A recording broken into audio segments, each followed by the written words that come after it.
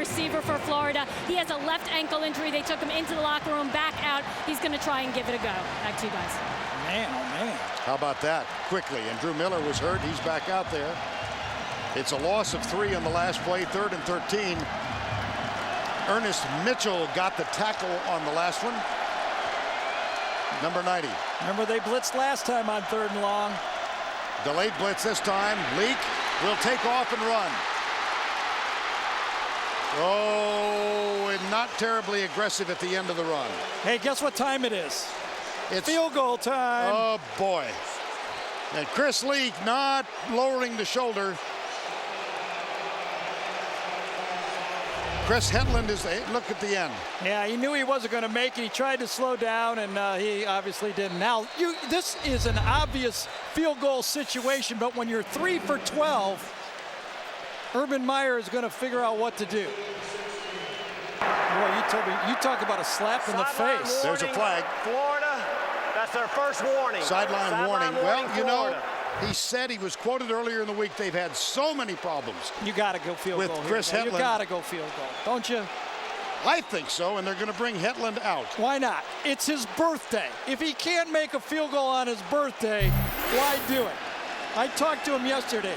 My advice to him was, aim small, miss small. Pick out something in the horizon, kick it to some guy. Well, they've had sports psychologists by his side, in his face. This one will be 33 yards. And now a delay of some sort.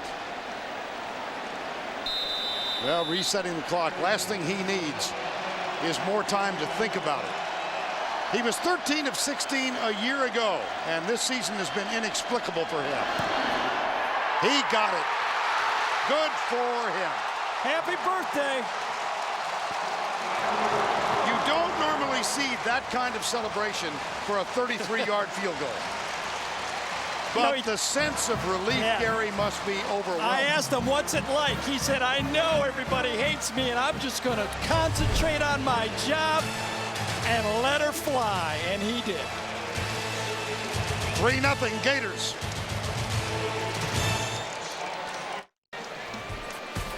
And now it's time for our Home Depot Tools for Success. Well, you know, Vern, if you got a toolbox, every toolbox got to have a saw. I mean, as much as you want to avoid using the saw, if you're going to do stuff, you got to use the saw. He's the saw. I mean, you know, if you're going to make something, you got to cut wood. And the field goal kicker is the saw.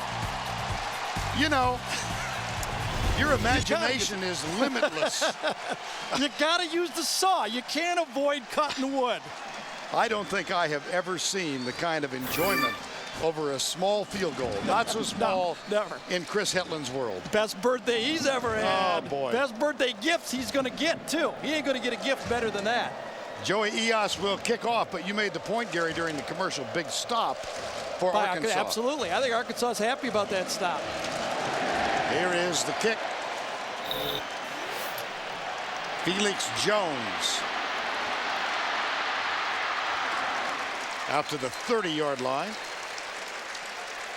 Find the perfect gift for the sports fan on your list at the CBS Sports Store this weekend only. Purchase an NFL jersey and save 25% off the regular price. For details, click on shop at cbssportsline.com.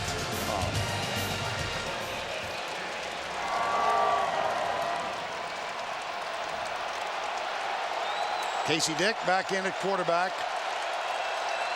Sophomore from Allen, Texas. Boy, oh boy. Felix Jones. Well, we talked about this Florida defense against the run. That was Joe Cohen against this magnificent Arkansas running attack. Yeah, I think that Florida is so committed to the run that they're juiced early in this game. They're ready for this run early. I think that Arkansas is going to have to continue to just be patient. Of course, they're not going to abandon it. But usually this is what happens early in games. A defense is psyched up. They stop you early. Just be patient. You can run the ball. You can run the ball. You see, they have yet to pass, and they will not on this down.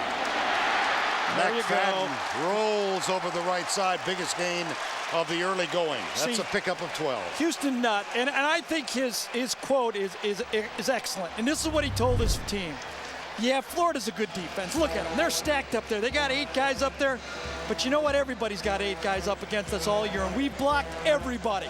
There's no reason we can't block Florida, and we got the best running back. Seiler doesn't even get blocked on that play, number 40, and McFadden runs right by him. First down and 10. First down for the Razorbacks. Wes Murphy, the tight end, sets up on the left side. They'll keep it on the ground. McFadden. Oh, my gosh, what a nice change of direction. See, that was the zone right there. And you do not understand how good a cut this was by McFadden. This looked like it was going outside all the way, and he just sees it. Watch all these guys, these offensive linemen, go to their left, and he reads it and cuts back. Bang. And now he accelerates through the hole, runs through those little arm tackles, and he's into the secondary before you know it. If you can run the ball, you can run the ball. 9 consecutive runs now for the Razorbacks. They'll keep it on the ground. McFadden doesn't get the stiff arm. It was Dorian Monroe, the freshman, number 34, on in place of Tony Joyner, who made that stop. Well, the highest number of consecutive runs this season, 16 for the Razorbacks. And they're in a passing circumstance here.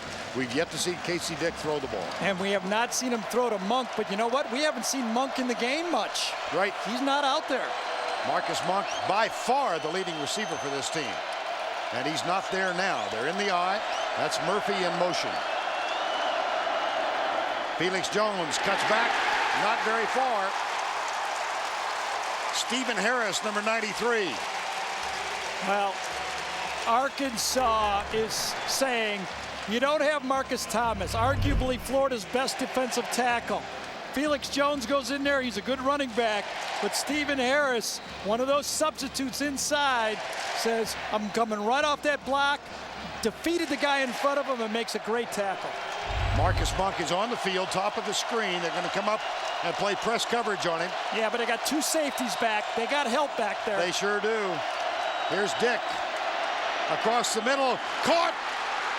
This is Ben Cleveland, the tight end. A fellow freshman out of Springdale High School. See, this is a called gimmick play. Called gimmick play. They see the 2 deep safeties. This was probably a check. The safeties are wide. The tight end right here, okay? You're going to see it. He's going to go out and then into that middle. Watch this. Come out, delay, and go right in the middle. Seiler almost gets the play on it, but that's a gimmick play, tight end delay. Here's the Wildcat. McFadden keeps it and cut down near the line of scrimmage. Brandon Seiler, number 40, junior from Orlando, Florida. Seiler, who was injured about 3 weeks ago and handicapped, knee sprain. Well, this is the area of the field that Arkansas likes to go a little play action pass and hold number 1, the free safety, who wants to make tackles, and then throw the ball deep to Monk. They love to throw that lob pass to Monk. Can they hold Reggie Nelson? We've seen him abuse anybody in the middle of the field. You know, they want to have a chat. A 3-0 Florida lead on a 33-yard field goal by Chris Hetland. This has been the best drive put together by Houston Nutt's team and led as expected by Darren McFadden. Second down when we return.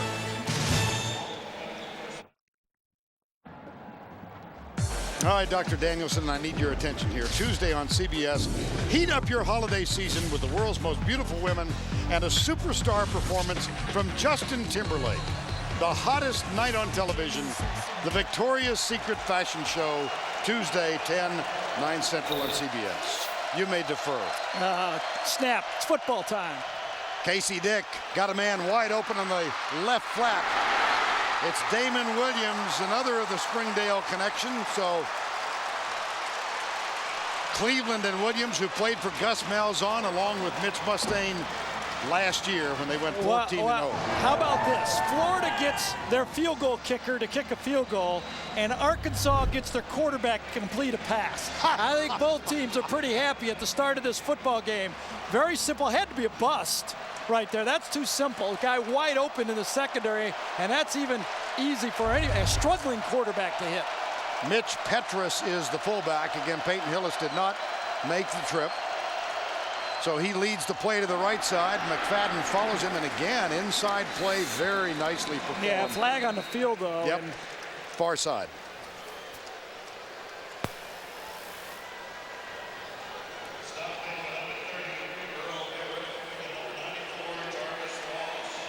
Again, Steve Shaw is our referee tonight.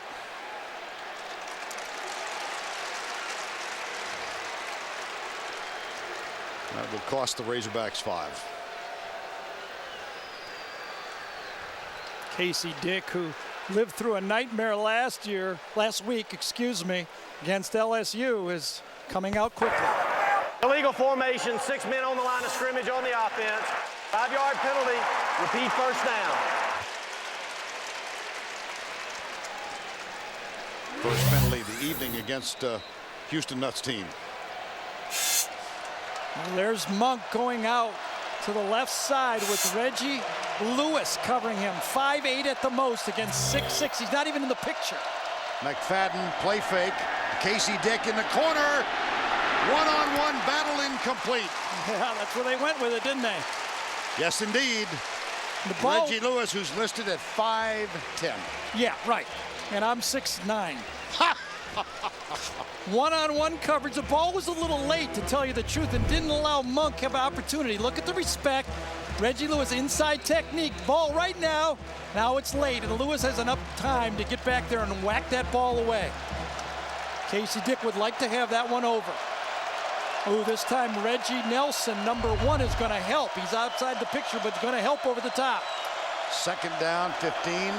Draw play, McFadden. Not much.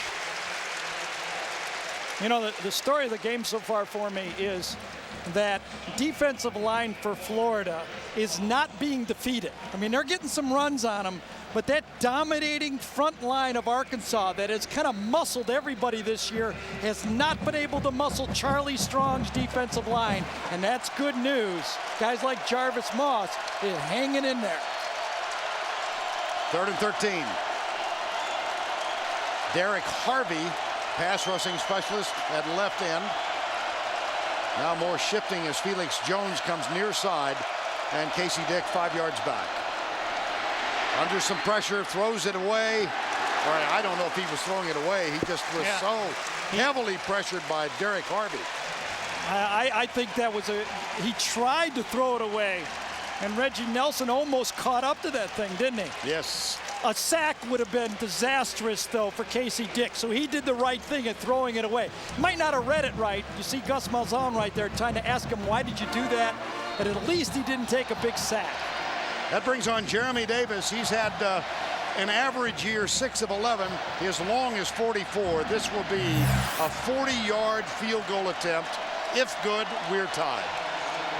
Had an extra point blocked a couple of weeks ago. This one has plenty of distance, but it is wide right.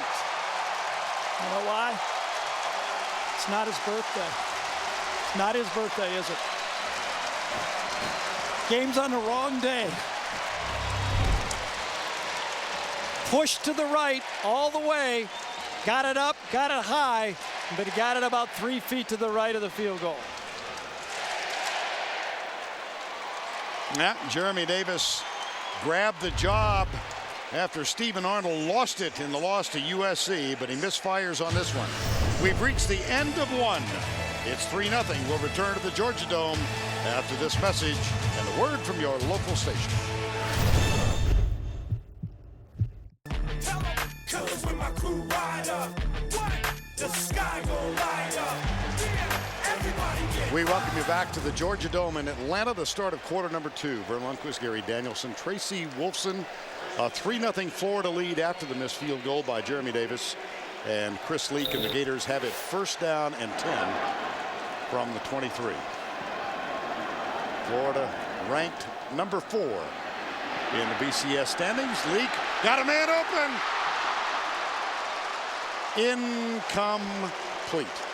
Well, you got to catch that one, don't you? Percy Harvin beat the jam, but then he stumbled. And I think when he stumbled, he really never focused. I'm trying to help you, Percy, the best I can. I'm trying to help him, aren't I, Vern? You are. You know, I mean, you got to catch it. I think the ball was on the way, surprised him a little, and he dropped it.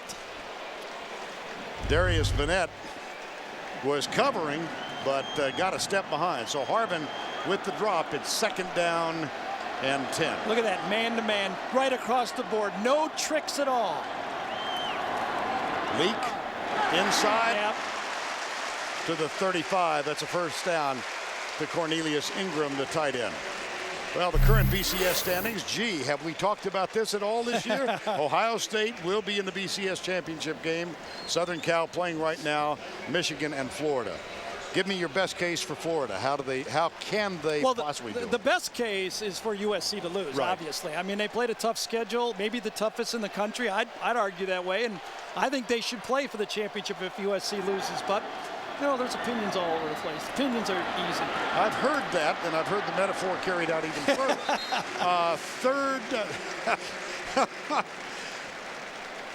First down and 10. You know, if I'm Florida, I'll worry about that later. Right now, I'm worried, instead of BCS, I'm worried about ARK. Right. Because Arkansas is a real tough football team, and the longer they stay in the game, they're going to gain confidence. They've had bad memories here, playing in here. If they keep it close, they're going to say, we can play with them. We can play with them. Florida can throw the ball. They know that. They're going to get guys open. Will they attack with that passing game? Well, we shall see as they lead 3-0 count